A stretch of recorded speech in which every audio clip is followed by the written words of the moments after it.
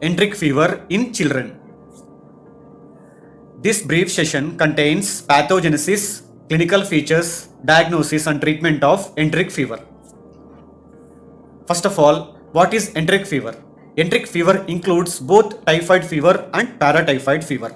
Typhoid fever is caused by bacteria Salmonella typhi and paratyphoid fever is caused by bacteria Salmonella paratyphi strains A, B and C.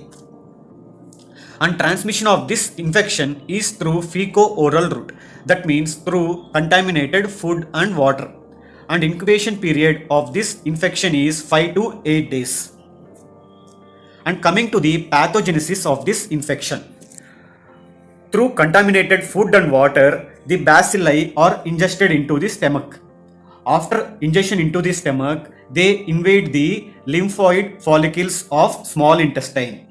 And from there, they reach the mesenteric lymph nodes of liver and spleen and multiplies in the reticuloendothelial system. And after the multiplication, they spill over into the blood. And from the blood, they spread to liver, bone marrow, gallbladder and to pairs patches of terminal ileum. Reinfection can occur as the bacteria are excreted in the bile. That means from bile they again reaches the small intestine and this cycle continues. And coming to the symptoms and signs of enteric fever in children. Coming to the symptoms, fever is the most common symptom in enteric infection. The fever in enteric infection is described as strep ladder fever. That means the fever starts at a low grade temperature and slowly shows a stepwise increase in temperature. That means like a step ladder. And some other symptoms that may be seen in enteric fever are malaise, headache, anorexia, that means loss of appetite, nausea and vomiting, sometimes diarrhea, and poorly localized abdominal pain can be seen. Coming to the different signs that can be observed in enteric fever. Coming to relative bradycardia. Usually we know that as temperature increases, the pulse should increase. Usually the pulse increases by 10 beats for every 1 degree centigrade rise in temperature. But this doesn't happen in enteric fever. That means temperature will be high but pulse will be low. So it is called as relative bradycardia. And dicrotic pulse can be seen. It is twice beating pulse. One wave is present in systole and another wave present in diastole. And next coming to rose spots. Rose spots can be seen in enteric fever. They are nothing but macular rash over the chest and trunk. It is not commonly seen in Indian children. And rarely hepatosplenomegaly can be seen in typhoid fever. And coming to complications of enteric fever. Number 1 is intestinal. Number 2 is neurological, hepatic and splenic, respiratory and coagulation disorders can be seen in typhoid fever. Coming to intestinal complications. Intestinal perforation and bleeding can occur due to the erosion of the necrotic pairs patches in terminal ileum.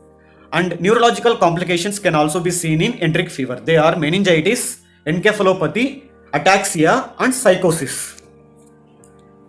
And hepatic and splenic abscess can occur and hepatitis can occur and it may manifest as jaundice and cholecystitis can also occur.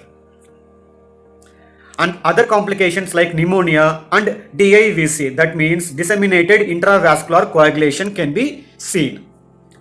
And coming to relapse and carriers in children. Relapse occurs in 5 to 15% of the children.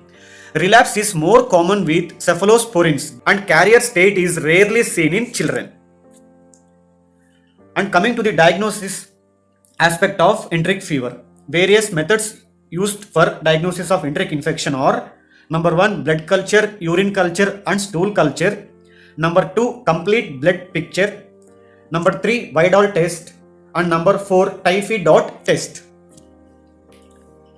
Coming to the blood culture, urine culture and stool culture.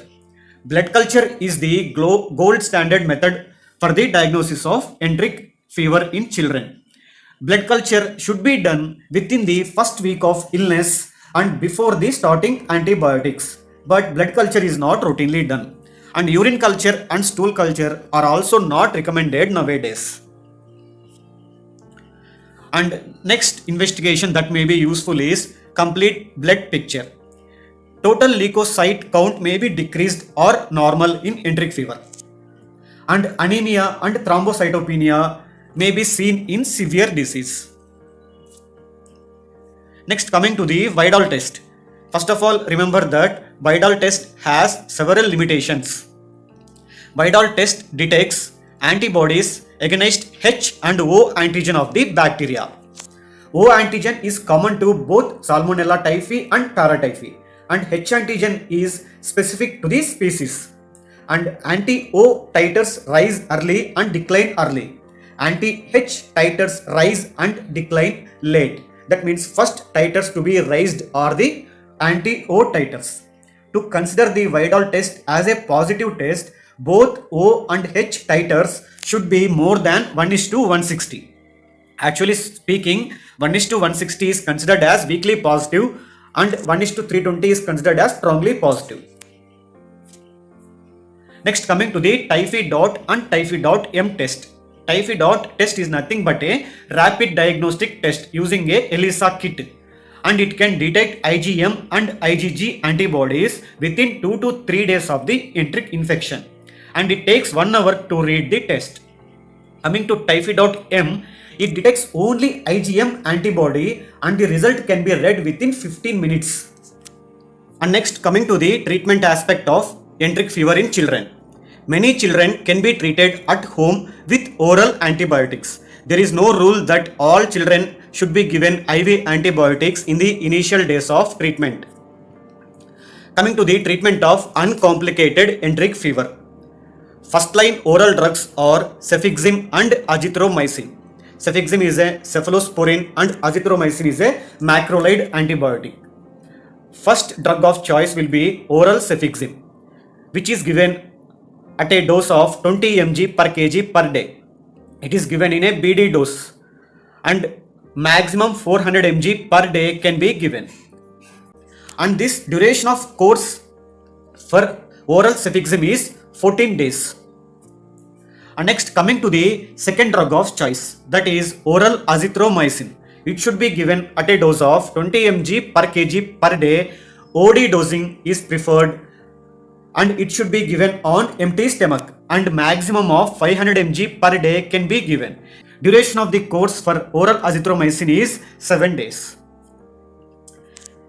Second line oral drugs are chloramphenicol, ampicillin, amoxicillin and cotrimoxazole, and improvement may take 3 to 5 days even with proper treatment. So use one oral drug for at least 3 to 5 days before shifting to next antibiotics, and avoid combination of the drugs.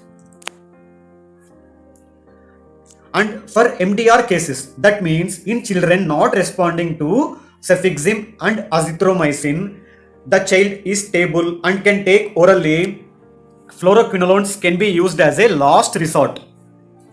Ofloxacin and ciprofloxacin can be used, and duration of course is 10 to 14 days. And coming to the treatment of complicated enteric fever, or if the child has persistent vomitings, or if the child has poor oral intake, or if the child has abdominal distension. We already discussed what are the complications of enteric fever. So if the enteric fever is complicated, go for IV antibiotics and IV fluids. And first line drugs are cephalosporins. They are ceftriaxone and cefotaxime. Give these injections only after the test dose. And first drug of choice is injection ceftriaxone. It is given at a dose of 100 mg per kg per day, maximum of 4 gram per day. It is available as injection Monocef 250 mg, 500 mg, 1 gram and 2 gram. And calculate the dose required for 1 day and take that amount of drug and dilute it in 100 ml NS bottle and infuse it slowly over half an hour to 1 hour. Do it once a day. It is the preferable method of treatment which is routinely practiced. If it is not possible, dilute the injection in 10 ml NS and give directly slow IV BD. And second drug of choice will be injection cefotaxime. It is given at a dose of 200 mg per kg per day and a maximum of 12 gram per day can be given. It is available as injection taxime 250 mg, 500 mg, 1 gram, 1.5 gram and 2 grams. As a single OD infusion or IV TID can be given. And even with proper IV medication, it may take 2 to 3 days for the improvement. And if no response is seen for this IV antibiotics, that means already we have discussed that improvement may take at least 2 to 3 days with proper treatment. And if there is no response with IV antibiotics and if the child is still sick and cannot take orally, then go for the IV fluoroquinolones.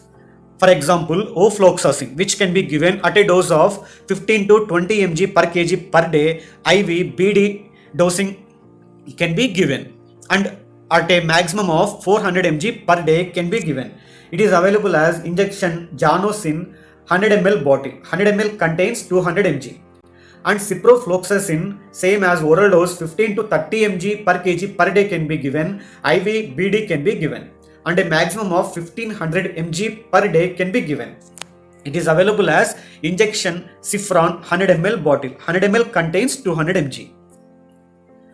Once the child has improved with IV antibiotics and can able to take orally, as soon as possible shift to oral therapy. That means shift from IV antibiotics to oral antibiotics. While calculating the duration of oral therapy to be continued, include the days of IV treatment also. For example, if the child was given injection ceftriaxone for the first 3 days, then continue with oral cefixime for the next 11 days, such that total duration becomes 14 days. The treatment of a relapse. Azithromycin and ofloxacin are the preferred drugs in a relapse case. Typhoid infection can be prevented with maintenance of proper sanitization and good hygiene. Typhoid polysaccharide conjugate vaccine can be given. It is available as Type-BOR TCV. First dose can be given between 9 to 12 months of age, and one single booster should be given 1 year after the first dose.